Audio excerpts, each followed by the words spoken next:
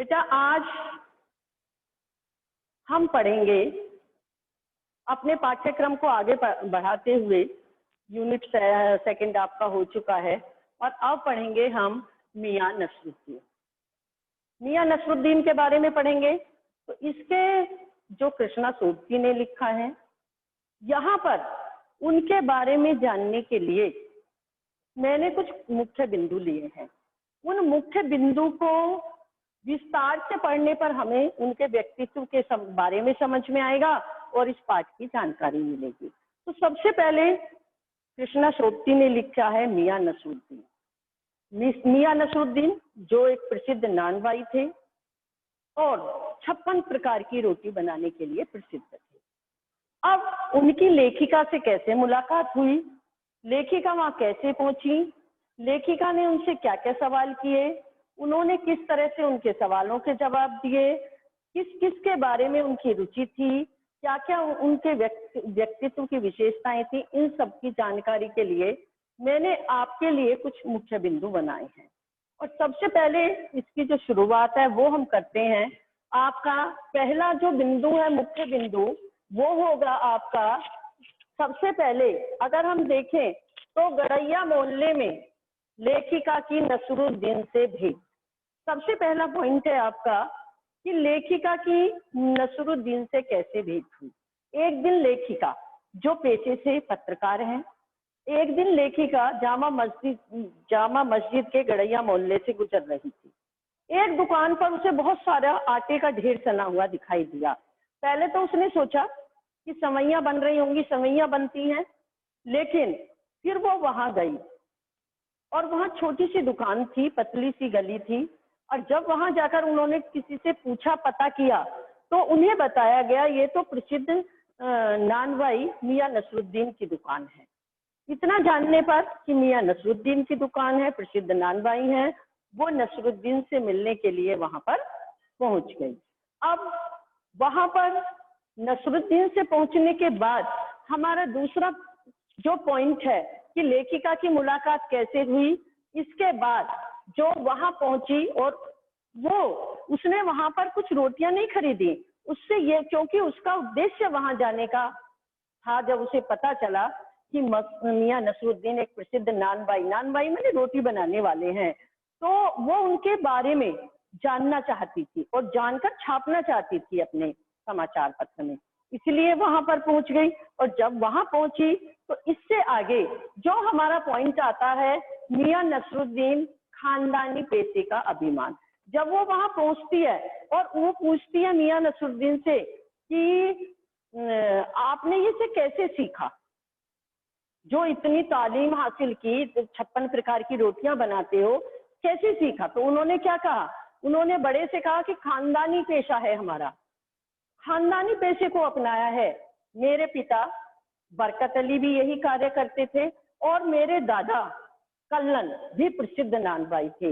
मतलब जो चलता आ रहा है पेशेवर, मैंने उसी अपने पेशे को अपनाया है, उसी अपने व्यवसाय को आगे बढ़ाया है।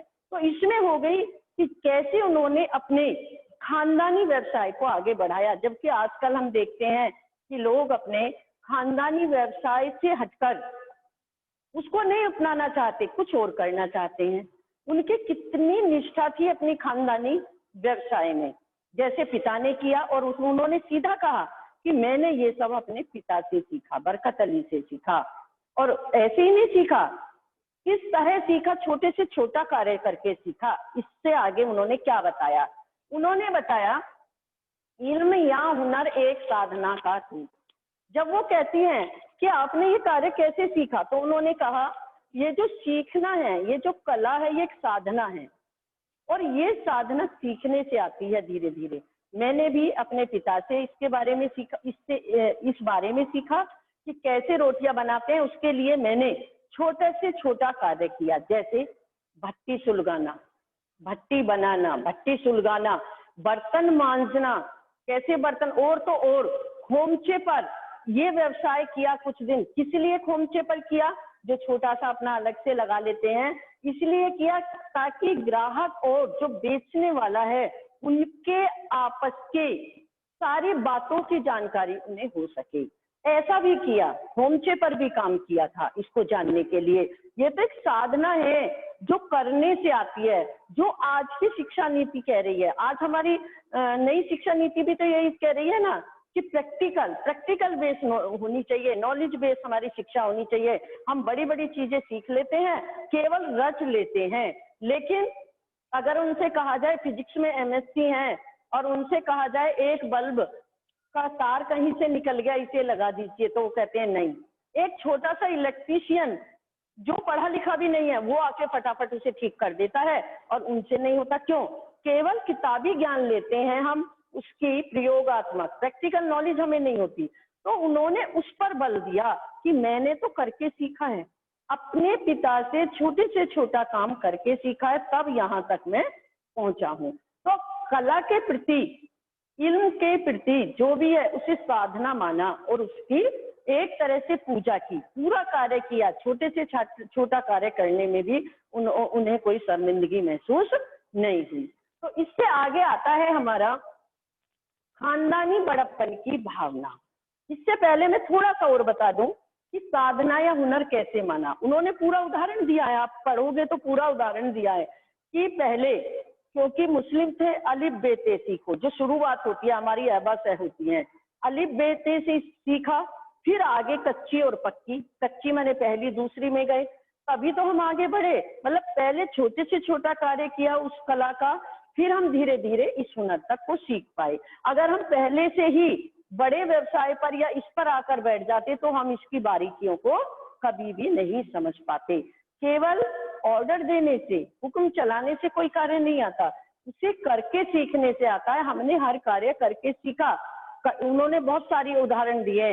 अगर हम अलिफ बेते से नहीं सीखते, अगर तीसरी में आ बैठते, कच्ची और पक्की ना करते, मतलब पहली और दूसरी क्लास ना पढ़ते, तीसरी में आ बैठते, तो कैसे हमें इसका ज्ञान होता। उन्होंने इस बात पर बल दिया है कि धीरे धीरे हमने प्रैक्टिकल करके, प्रयोगात्मक रूप में ये सारे कार्य करके इस हुनर को या व्यवसाय को सीखा है। अब आगे आता है उनका खानदानी बड़प्पन की भावना। वो उनमें खानदानी बड़प्पन था। कैसे थे खानदानी बड़प्पन? अब खानदान का जिक्र आते ही एक गर्व महसूस करते हैं और कहते हैं कि हमारे तो जो पूर्वज थे वो तो बादशाह सलामत के यहाँ रहते थे, और एक बार तो उन्होंने बादशाह सलामत को ऐसी चीज बनाई कि जो ना पानी से बनती है ना आग पर पकती है, और बादशाह ने भी उसकी बहुत तारीफ की। लेकिन जब लेखिका ने उस बादशाह का नाम पूछा या उनके उस पूर्वज का नाम पूछा किसके यहाँ काम करते थे, तो वो उसे नहीं बता पाए। उन्होंने उस बात का रुख ही पलट दिया, उसे बदल दिया। शायद उन्होंने ये परंपरा से सुना होगा, जैसे अपने खानदान के बारे में सुनते हैं, और उन्हें इसके बारे में पूरी जानकारी नहीं होगी, या वो उसकी जानकारी के महत्व को ज्यादा नहीं मानते होंगे।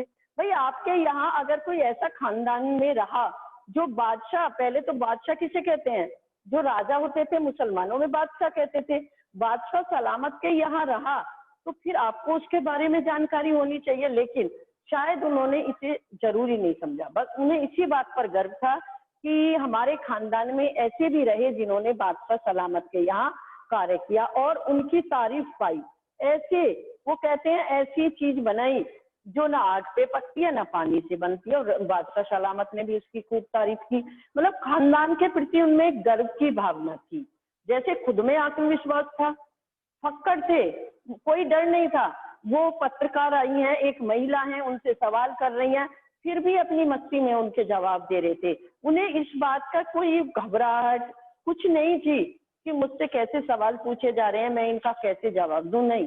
वो तो अपनी उसी मस्ती में जवाब दे रहे थे, जैसे आत्मविश्वास से भरा हुआ कोई व्यक्ति होता है। तो यहाँ पर उन्होंने क्या माना कि उन्होंने कहा कि खानदानी बड़प्पन की भावना थी, अपने खानदान पर उन्हें गर्व था कि मेरे खानदान में ऐसे भी रहे हैं कि जिन्होंने बादशाह के यहाँ कार्य किया। लेकिन पूछने पर, अब इसमें दो बातें हो सकती हैं बेटा, इसमें दो बातें हो सकती हैं, या तो उन्हें अपने उन खानदान के पूर्वजों की जानकारी ना हो, या ये भी हो सकता है कि वो अपने खानदान के बड़प्पन के लिए ऐसा कह रहे हो उनके किसी खानदान ने, पूर्वजों ने किसी बादशाह के यहाँ कार्य ही ना किया हो। दोनों बातें हो सकती हैं। लेकिन जब ये सवाल आता है तो वो सीधे कह देते हैं आपको इससे क्या मतलब, इससे क्या मतलब किस बादशाह के यहाँ कार्य किया, किसने कार्य किया, या जो चीज बनी बिना पानी और आग के वो क्या थी, इससे आपका क्या मतलब।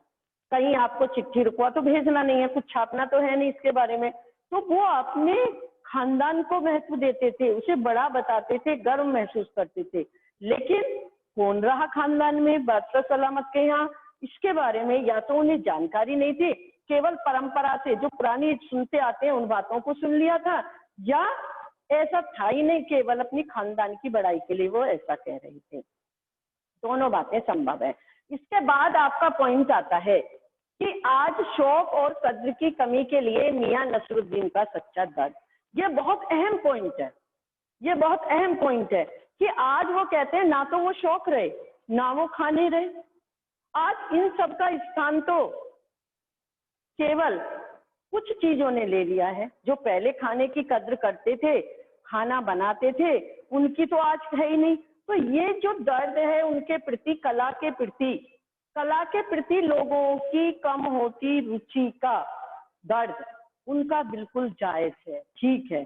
आज कोई उसकी कला की कद्र नहीं करता कि किस तरह से वो खाना बनाता है, किस तरह से वो मेहनत करता है। नहीं, उसे तो पैसे दिए, हम तो पैसे दे के लेके आ रहे हैं, उसे पैसे से तोलने लगे हैं। पहले ऐसा नहीं होता था, उनकी कला की कद्र की जाती थी, उन्हें सम्मान दिया जाता, मान सम्मान दिया जाता था। इतने बड़े नान भाई हैं, रुमाली रोटी, तुनकी रोटी, रुमाली रोटी, कितने प्रकार की रोटी वो बनाना जानते थे। तो इस तरह से उन्होंने कुछ पॉइंट लिए हैं, लेकिन जब बाद में कुछ देर बाद वो इस तरह के सवालों से, जो वो लेखिका उनसे सवाल पूछ रही थी और बाद में वो चाहती थी कि वो उनके बेटे और बेटियों के बारे में भी पूछें, लेकिन उनके चेहरे पर तनाव को देखकर और ये देखकर कि अब ये इस पक्ष में नहीं है कि मेरे सवालों का जवाब दे, तो वो कहते हैं, क्या कहते हैं, जैसे किसी को इग्नोर कह सकते हो तुम, अनदेखा करना है, तो क्या करते हैं, कोई आया आपसे बात कर रहा, आप किसी और से बात करने लगते हो, चलो ये काम कर लो, ये काम कर। वो भी क्या कहते हैं, अरे बब्बन मियाँ जो इनके यहाँ काम करते थे, बब्बन मियाँ बत्ती सुलगाओ, काम समय से निपट जाए। मतलब अब वो अपना काम करना चाहते हैं, उनके सवालों का जवाब देना नहीं चाहते। तो उनके चेहरे पर ऐसी चीजें देखकर, उनके ऐसे भाव देखकर वो उनके लड़के और लड़कियों के बारे में पूछने की हिम्मत नहीं करती। फिर वो सवाल नहीं करती कि हो सकता है इस सब तरह के सवाल करने पर वो सीधे सीधे कह दें कि अब आप यहाँ से चले जाइए। तो वो क्या पूछती हैं, जो उनके यहाँ काम कर रहे थे, उनके शिष्य जो सीखते हैं, शागिर्द कहते हैं उन्हें, जब शागिर्दों के बारे में पूछा जो वहां सीख रहे थे, तो वो एक साथ तुनक कर कहने लगे। तुनक कर कहते हैं मतलब कुछ नाराजगी का भाव लेकर कहने लगे, ये केवल शागिर्द नहीं है, शागिर्द मैं इन्हें सिखाता ही नहीं हूँ, केवल ये सीखते नहीं है, मैं तो किनकत मजदूरी भी देता हूँ, पैसे भी देता हूँ, इतने रुपए मन आटे और इतने रुपए मन मैदा के, पूरा बताते हैं, 2 रुपए मन आटा, 2 ये मैदा के पैसे भी देता हूँ। केवल मैं इन्हें सिखाता नहीं हूँ, ये मेरे शागिर्द नहीं है, ये मुफ्त में काम नहीं लेता मैं इनसे, बल्कि मैं तो इनके कार्य करने के पैसे मेहनताना भी देता हूँ। जो उनकी सबसे बड़ी बात थी कि वो ये नहीं चाहते थे किसी का शोषण, कि अगर मैं सिखा रहा हूँ तो उसे कुछ ना दूं, शोषण करूं। तो ये भी भाव उनका सबसे अच्छा भाव लगा था कि एक गुरु, मतलब एक तरह से उनके गुरु हो गए, उन्हें सिखा रहे थे, फिर भी वो ये नहीं चाहते थे कि केवल मैं इन्हें सिखाकर इनसे अपना काम करवाऊं, बल्कि जो भी काम करते थे उसके बदले में उन्हें मेहनताना या पैसे भी देते थे। तो ये था मियां नसरुद्दीन, जो कला की साधना करते थे, एक प्रसिद्ध नानवाई थे, खाना बनाना जानते थे, 56 प्रकार की रोटी बनाते थे, आत्मविश्वास से भरे हुए थे और मतलब एक मस्ती भरे अंदाज में रहते थे, जवाब देते थे और किस तरह से अपने खानदानी व्यवसाय से जुड़े हुए थे। उन्होंने जो दादा और पिता का व्यवसाय था, उसी व्यवसाय को कला मानकर सीखा, उसके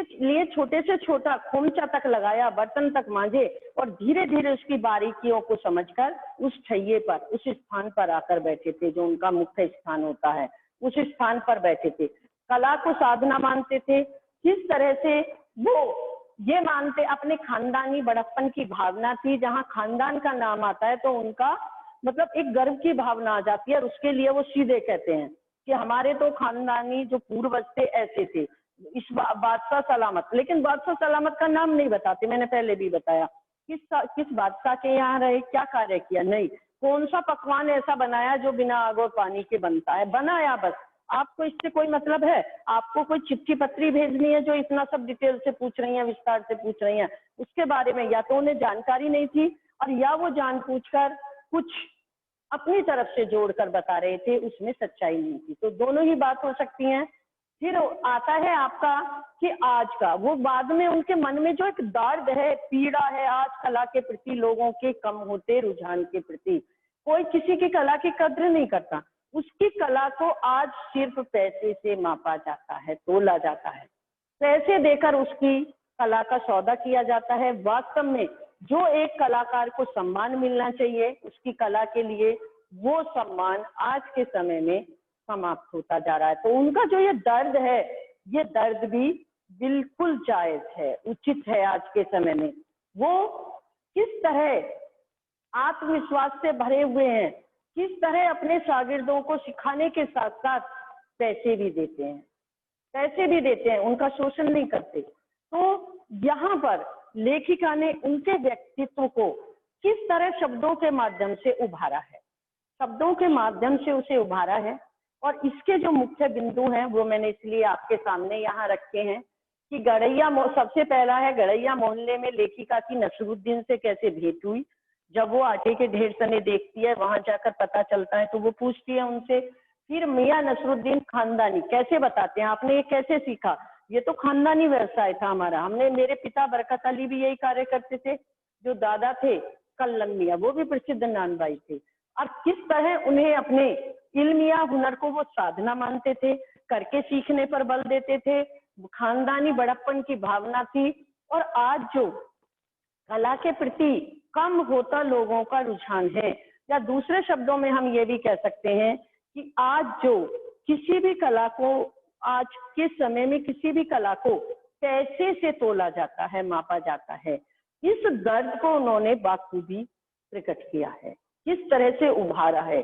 अब लेखिका ने भी अपने शब्द चित्र के माध्यम से किस तरह उभारा है, ये एक रेखा चित्र है जो उन्होंने मियां नसरुद्दीन का रेखा चित्र यहाँ पर खींचा है और उनके व्यक्तित्व की विशेषताओं को प्रकट किया है। ये था आपका मियां नसरुद्दीन, जिसके बारे में अभी मैंने आपको इसकी जानकारी दी।